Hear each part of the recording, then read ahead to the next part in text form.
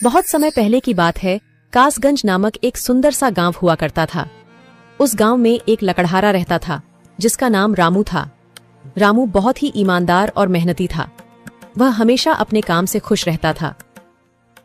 उसके पास ज्यादा पैसे नहीं थे, लेकिन वह अपनी जिंदगी से संतुष्ट था। रामू के परिवार में उसकी पत्नी और उसके 2 बच्चे थे। रामू सेठ लालचंद के यहाँ लकड़ी काटने का काम करता था और लकड़ी काटने के बदले में सेठ लालचंद रामू को पैसे देता था, जिससे रामू और उसके परिवार का जीवन व्यापन होता था। सुमन, मैं काम पर जा रहा हूँ। आज बहुत देर हो गया है, तो तुम बच्चों को स्कूल छोड़ आना। जी, स्कूल तो मैं छोड़ आऊंगी, लेकिन मोनू और चिंकी पिछले 2 दिन से कह रहे हैं कि उनके स्कूल की टीचर स्कूल की फीस मंगा रही है।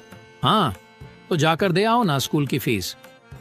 अजी कहाँ से दूं? आप जो पगार लाते हैं उसमें मुश्किल से तो घर चल पाता है। अब उतनी सी तनख्वाह में मैं बच्चों की फीस का इंतजाम कैसे करूं? अजी मैं एक बात आपको साफ साफ कह देती हूँ, आप सेठ लालचंद जी से पगार बढ़ाने की बात कहिए। दिन पर दिन खर्च बढ़ता जा रहा है। बाजार में अगर सब्जी लेने निकलो तो सब्जियों के दाम आसमान छू रहे हैं, और बच्चों की पढ़ाई का खर्चा, घर का खर्चा, अब इतनी कम तनख्वाह में कैसे गुजारा होगा? ठीक है, मैं आज ही सेठ जी से थोड़ा पगार बढ़ाने की बात करता हूँ। इतना कहकर रामू काम पर चला जाता है।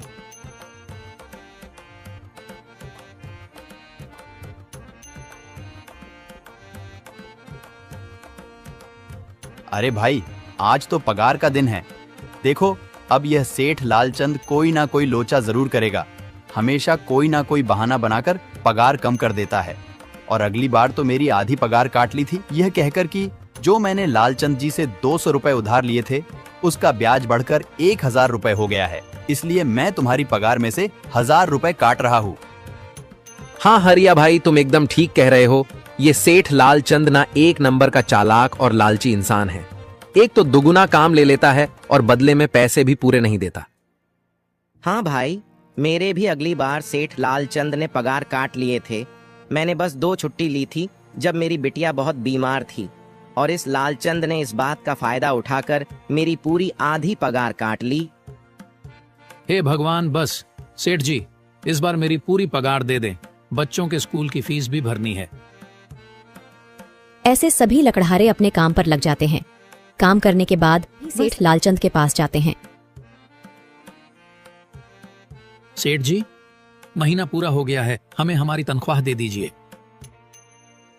देखो भाइयों, अभी मेरे पास तुम्हें देने के लिए पैसे नहीं है। अभी माल नहीं बिका है, सारा माल गोदाम में ही पड़ा हुआ है। कल या परसों तक तुम्हें तुम्हारी तनख्वाह मिल जाएगी। पर सेठ जी, अभी हमारे पास बिल्कुल पैसे नहीं बचे हैं। घर का भी सामान लाना है, बच्चों की फीस भरनी है। अरे मैंने कहा तो सही, 1-2 दिन और रुक जाओ, कल या परसों तक पैसे मिल जाएंगे। अभी मेरे पास पैसे नहीं है। सभी लकड़हारे निराश मन से अपने अपने घर आ जाते हैं। अजी क्या हुआ? इस बार कितना पगार मिला है? सुमन, अभी कोई पगार नहीं मिला। सेठ जी ने कहा है कि 1-2 दिन में पगार मिल जाएगा। पगार नहीं मिला? आपको तो पता है ना, बच्चों की फीस भरनी है। इनकी स्कूल टीचर ने आज साफ साफ चेतावनी दे दी है कि अगर कल फीस नहीं लाई तो बच्चों को घर पर ही बिठा लेना। अब बताओ मैं क्या करूं? मैं क्या करूं सुमन, यह सेठ जी समय पर कभी पैसे देते ही नहीं है। अब तो बस हम इंतजार के सिवा और कुछ नहीं कर सकते। 1-2 दिन की बात है, देख लेते हैं। ऐसे ही 2 दिन गुजर जाते हैं। 2 दिन बाद सेठ लालचंद सबको पगार देता है। अरे हरिया, ये ले अपनी इस महीने की पगार। सेठ जी, यह तो बस 2000 है। मैंने तो इस महीने 3000 तक का काम किया है। हाँ, काम तो किया है, लेकिन तूने 1-1 घंटे आराम भी तो किया है। ये पैसे उसी आराम के कांटे हैं। पर सेठ जी, आपने तो कहा था 8 घंटे काम के महीने में 3000 मिलेंगे, और मैंने तो 8 घंटे काम किया और 1 घंटे आराम। देख हरिया, मुझे ज्यादा हिसाब किताब ना समझा। ये 2000 रख, अगर चाहिए तो, और अगर नहीं चाहिए तो कहीं और काम ढूंढ ले। बेचारे हरिया के पास उन पैसे को लेने की सिवाय और कोई रास्ता नहीं था। हरिया चुपचाप वह पैसे रख लेता है। रामू, ये लो तुम्हारे 2500 रुपए। पर सेठ जी, 2500 क्यों? मेरे तो पूरे 3000 बनते हैं ना। मैंने तो कोई छुट्टी भी नहीं की और ना ही कोई आराम। मैंने तो अपना सारा काम समय पर किया है। हाँ, समय पर तो किया है, पर इस समय बाजार में लकड़ियों का दाम काफी सस्ता हो गया है। इस वजह से अभी तुम्हें भी पगार कम ही मिलेगी जब तक लकड़ियों का दाम नहीं बढ़ता। पर सेठ जी, बात तो 3,000 की हुई थी ना, अब 2,500 में मैं कैसे घर चलाऊंगा? बच्चों की स्कूल की फीस भी भरनी है सेठ जी। इस बार आप पूरे पैसे दे दीजिए। 2,500 ही मिलेंगे तुझे। यहाँ काम करना है तो कर, वरना कहीं और काम ढूंढ ले। बेचारे हरिया के पास उन पैसे को लेने के सिवाय और कोई रास्ता नहीं था।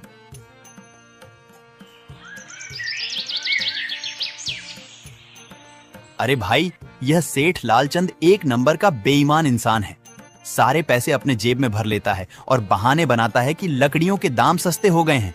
देख लेना, हम गरीबों की किसी न किसी दिन इसे जरूर हाय लगेगी। नहीं हरिया, ऐसे नहीं कहते। वह हमारे अन्नदाता है। आखिर उन्हीं के वजह से तो हमारा घर चल रहा है। अरे काहे का अन्नदाता? काम के पूरे पैसे तो देता नहीं है। पूरे महीने मेहनत करके भी क्या मिलते हैं? बस ये 2,000 रुपए। इसमें घर खर्च कैसे चलाएं? ऐसे तो हम कभी तरक्की नहीं कर पाएंगे। और हम कर भी क्या सकते हैं हरिया? हमें लकड़ी काटने की सिवा और कोई काम कहाँ आता है? और कोई काम खोलना भी चाहे तो उसके लिए हमारे पास इतने पैसे कहाँ हैं? अब जो भी हो, हमारा तो बस ये सेठ लालचंद ही सहारा है ना। कुछ देर बातें करने के बाद अपने घर की ओर निकल पड़ते हैं। जी आ गए आप। कितनी पगार मिला है? सुमन, इस बार सेठ जी ने बस 2,500 रुपए ही दिए हैं। बस 2,000? इतने में कैसे घर चलाएंगे? बच्चों की फीस में ही 1,000 रुपए निकल जाएंगे। फिर 1,500 में क्या क्या करेंगे? अब मैं क्या कहूँ सुमन, अब तुम्हें इसी में ही गुजारा करना होगा। तुम सबसे पहले बच्चों की फीस भर देना, इसके बाद बाकी का मैं देखता हूँ।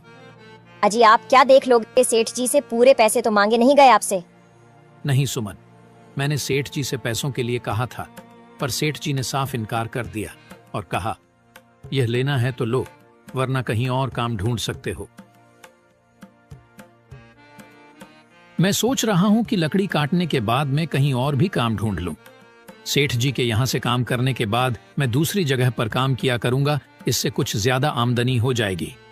आज ही मैं सेठ जी के यहाँ पर काम करने के बाद और भी जगह काम ढूंढने जाऊंगा।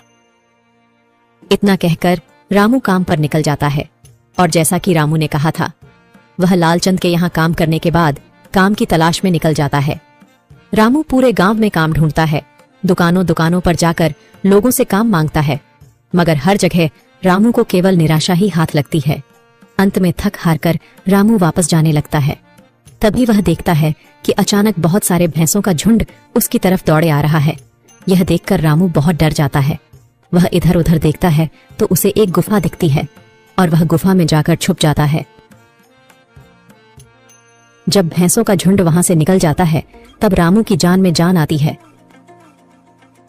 हे भगवान, आज तो बाल बाल बच गया मैं, वरना आज तो मैं इन भैंसों के पैरों तलों तो कुचला ही जाता। पर यह मैं कहाँ आ गया? रामू यह सब सोच ही रहा था कि तभी उसकी नजर गुफा में रखी एक टोकरी पर जाती है।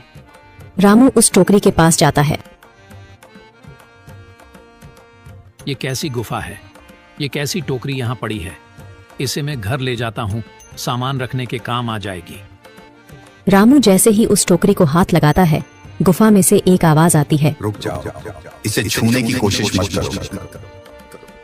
यह आवाज सुनकर रामू एकदम पीछे हट जाता है।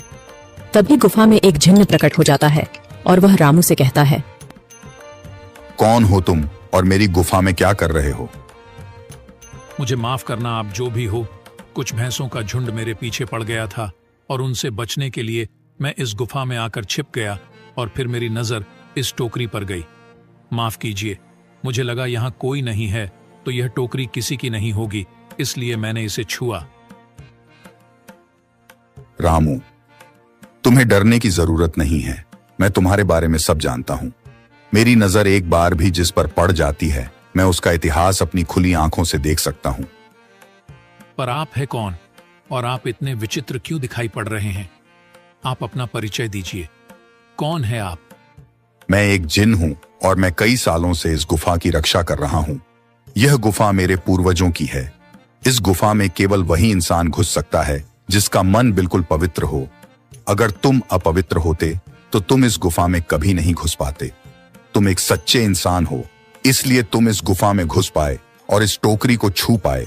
अब तुमने इस टोकरी को छुआ है तो यह टोकरी तुम्हारी हुई। नहीं, मुझे ये टोकरी नहीं चाहिए, मैं तो बस देख रहा था।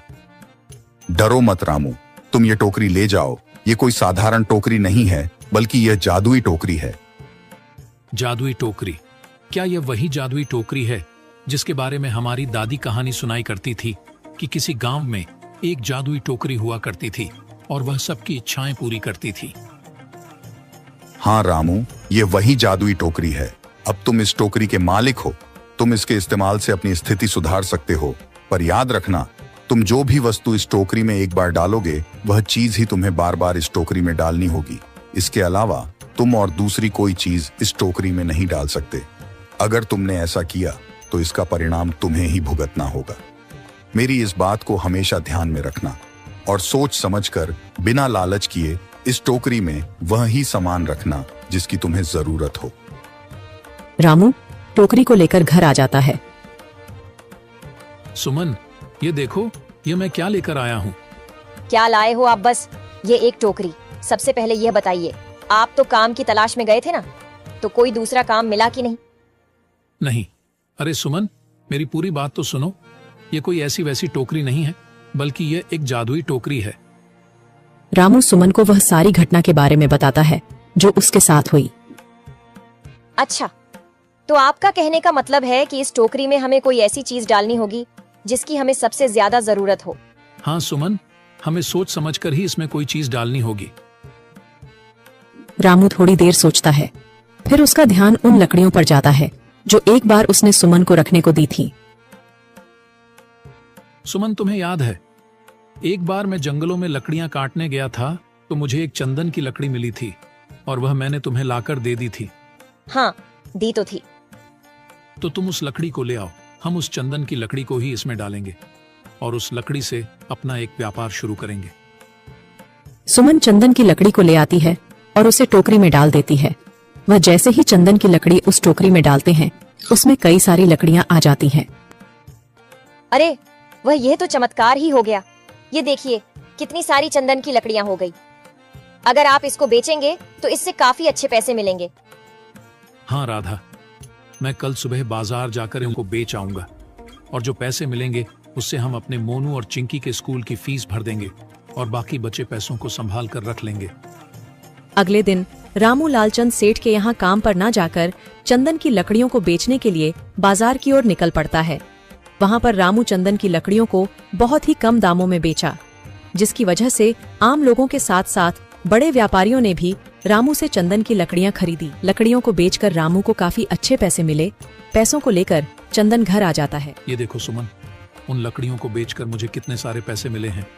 ये लो कुछ पैसे, इससे तुम कल मोनू और चिंकी के स्कूल की फीस भर देना। अच्छा, तो मैं काम पर जाता हूँ। अजी, आपके पास तो अब यह जादुई टोकरी है, तो अब आपको उस सेठ लालचंद के यहाँ काम करने की क्या जरूरत है? हाँ सुमन, मैं सेठ लालचंद जी के यहाँ काम पर नहीं जा रहा, बल्कि मैं तो वहाँ पर जो काम कर रहे बाकी के लकड़हारे हैं उन्हें ये खुशी की खबर देने जा रहा हूँ, क्योंकि सेठ लालचंद जी से मेरे साथ साथ वह लकड़हारे भी बहुत परेशान थे। इसलिए अगर मेरा भला हो रहा है तो क्यों ना मैं उन सभी का भला करूं। वह सभी बहुत ईमानदार लकड़हारे हैं, वह सभी बहुत मेहनत से काम करते हैं, मगर लालचंद ने कभी भी उनको उनकी मेहनत के सही पैसे नहीं दिए। इसलिए मैंने सोचा है क्यों ना मैं उनको अपने इस काम में शामिल कर लूं। हाँ जी, बात तो आपकी बिल्कुल सही है। अगर आप सभी लोग एक साथ मिलकर काम करेंगे तो हम सब बहुत जल्द ही तरक्की हासिल कर लेंगे।